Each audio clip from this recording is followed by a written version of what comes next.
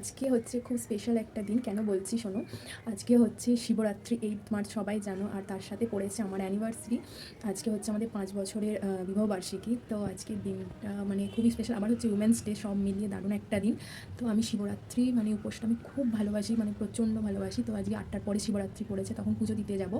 তো এখন চান করে ঠাকুরকে জল দিয়ে দিয়েছি এমনি ঘরেতে। তো আবার একটা ব্যাপার ঘটেছে, সেটা হলো কালকে আমার বর আমাকে একটা গিফট দিয়েছে, সারপ্রাইজ গিফট, যেটা তোমাদের সাথে শেয়ার করব। তো চলো। তো এইটা হলো সেই গিফটটা। তো কেমন লাগছে তোমরা বলো। তারপর বসে থেকে থেকে কী করব, ভাবলাম একটু মেহেন্দি করি। তো আজকে যেমন বিয়েতে মেহেন্দি করেছি, দধিমঙ্গল খেয়েছি, উপোস করেছি, সব কটাই যেন আজকে হয়ে যাচ্ছে। তো এখন বাজে প্রায় 9টা। তো আমার চুলটা বাঁধা হয়ে গেছে, ক্রিম্পিং করে হালকা একটু বেঁধে নিয়েছি। আর শাড়িও পরা হয়ে গেছে, রেডি হয়ে গেছি আমি পুরোপুরি।